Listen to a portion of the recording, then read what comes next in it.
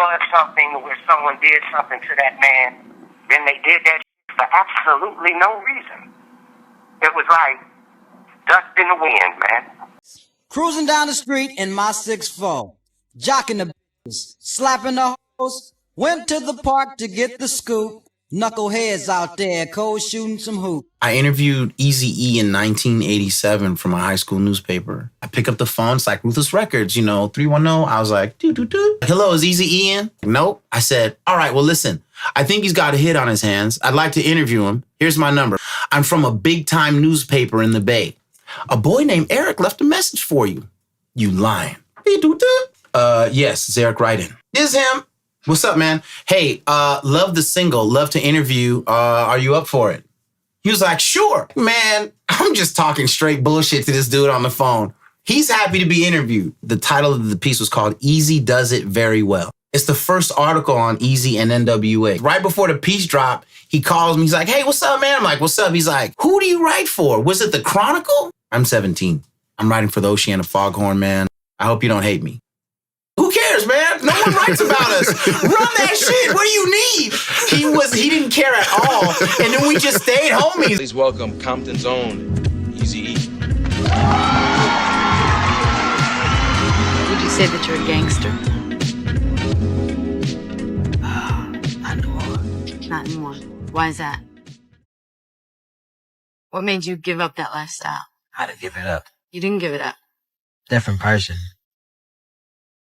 Right now. High vibrational, high vibrational.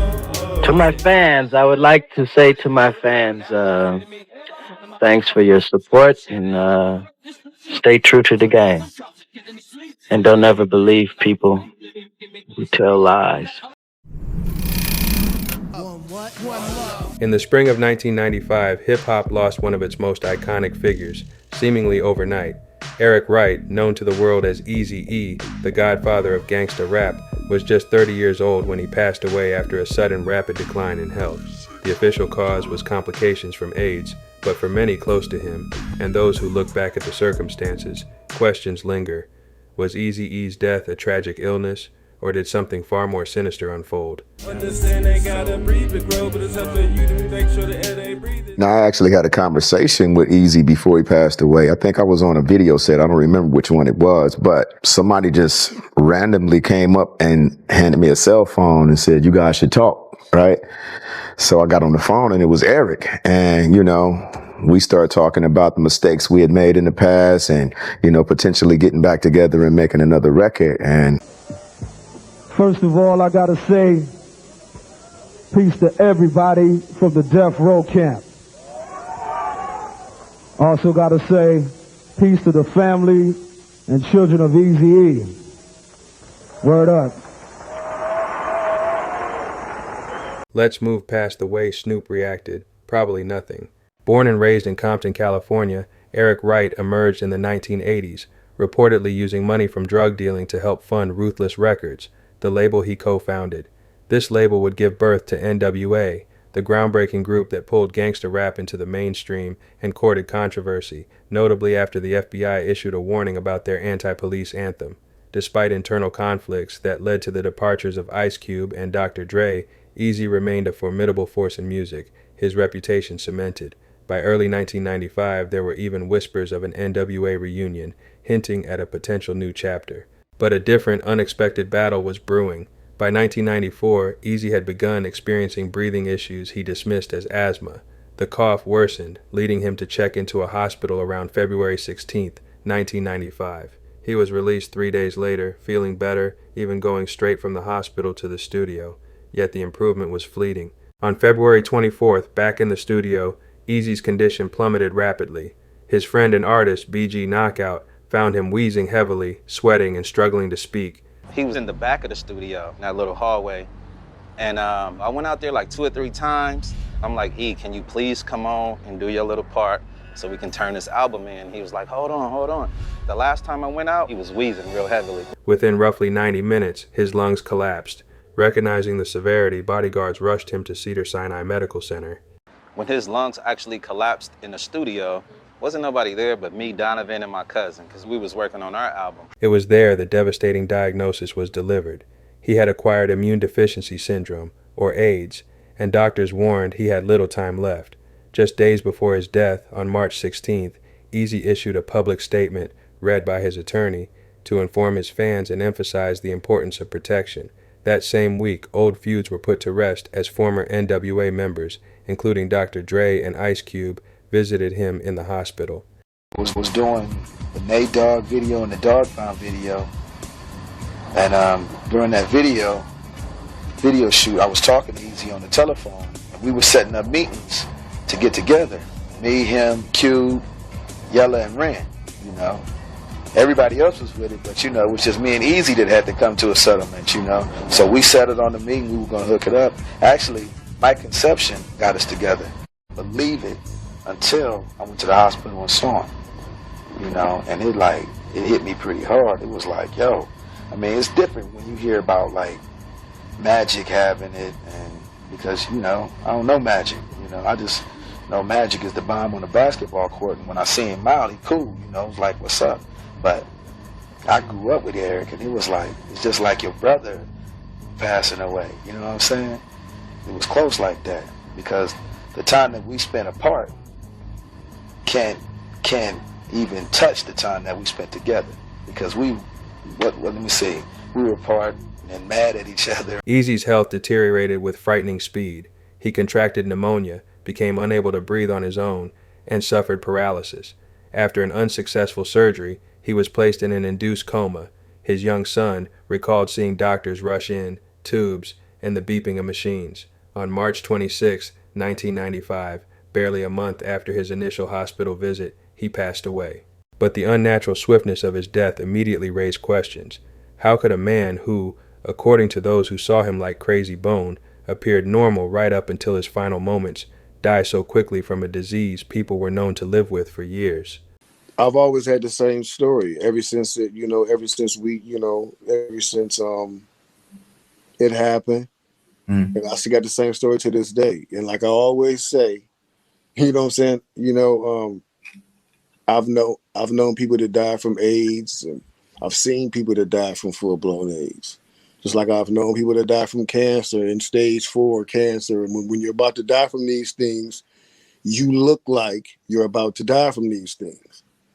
Like you look like you're terminally ill.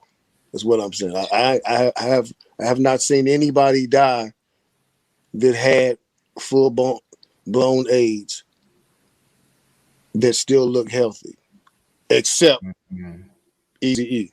The question of how he contracted the virus also lingered. Despite living a lifestyle that resulted in fathering 11 children with various mothers, none of his known partners reportedly came forward with the virus. Adding to the mystery, just 12 days before his death, Eazy married his girlfriend, Tamika Woods, in the hospital. Tamika, who tested negative for HIV, was reportedly granted control of his estate. Following his death, his other children claimed they received only $75,000 from his estimated $20 million fortune.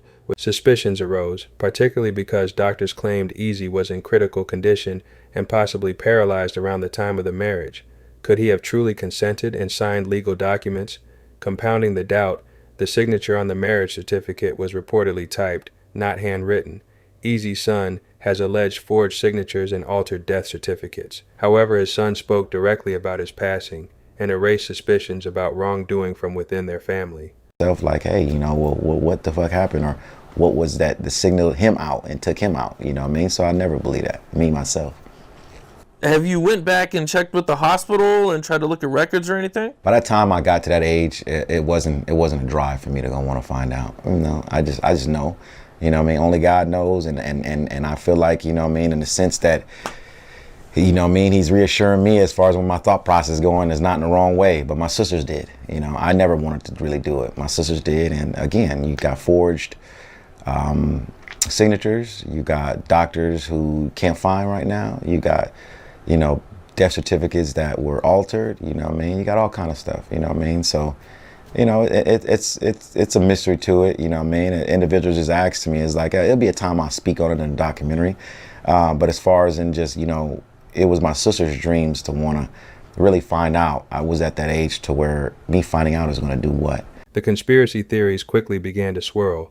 Some looked at Eazy's contentious relationship with his former manager, Jerry Heller, whose partnership had soured over financial disagreements.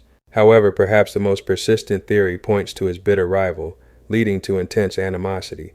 Suge tried to destroy my record company with the help of others, Dre. So right now we're getting everything back together and we finna come out, fully loaded. In a chilling 2003 TV interview, described killing someone by injecting them with AIDS-infected blood, calling it a slow death. For many, this was interpreted as a confession. Come check you out, right? Right. Why the bulletproof vest? Oh, it's not. Oh no, that's just it's the new style. You've been in the can for a while. This is what everybody. That's what all the talk show hosts are wearing. This is a new thing, right? Yeah. See, if somebody gonna do something about it, see, technology is so high, right? Right. So if you shoot somebody, you go to jail forever. So the kids, you don't want to go to jail forever, right? So they got this new thing out there. People sell them all the time. They got this stuff they get blood from somebody with AIDS. Yeah. And then they shoot you with it. Oh, so well, that seems bad. That's a slow death. Yeah. An Eazy-E thing, you know what I mean? Yeah. Oh, no. Okay.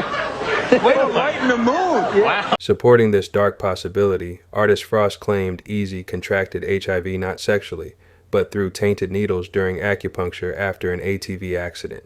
I never really had told anybody or really I knew none of that stuff. So during that time of Eazy even going from any kind of like anything of that, first of all, you gotta even think of that tragedy. No girl has ever came forward saying that they got the AIDS virus from Eazy or taint thing. I'm gonna tell you what happened with Eazy getting AIDS, and I believe this to this day, and I don't care if you guys got it on film, you could tell the world.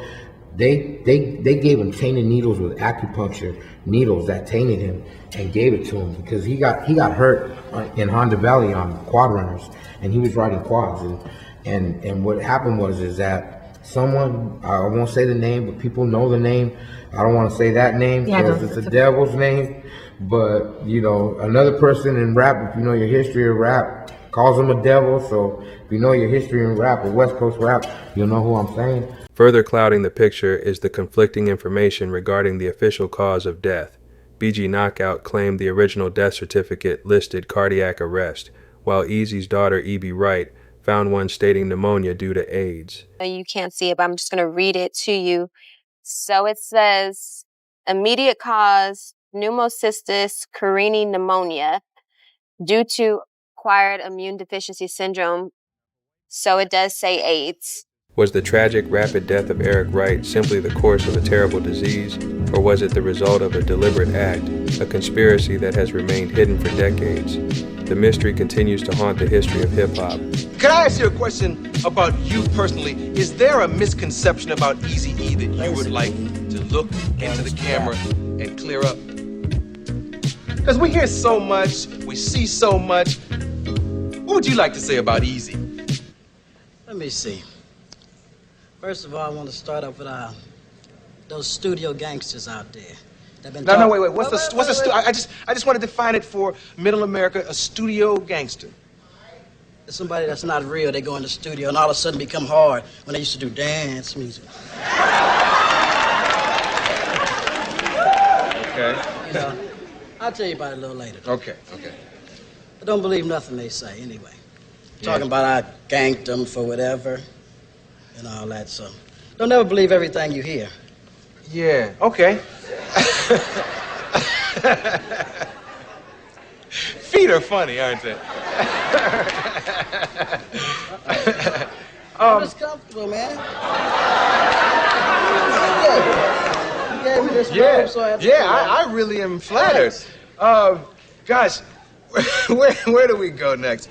I had no idea that you make money off product from Dr. Dre and Snoop. Now, how did that work out? Basically, I had Dre signed as exclusive producer and exclusive artist. Mm-hmm. So when Dre tried to make his deal over at Interscope, I was included for the next 6 years. So you can say all you want to say. Basically, you could diss me all you want, but I'm going to get paid. That's why I say Dre Day is only Eazy's payday. What do you think happened?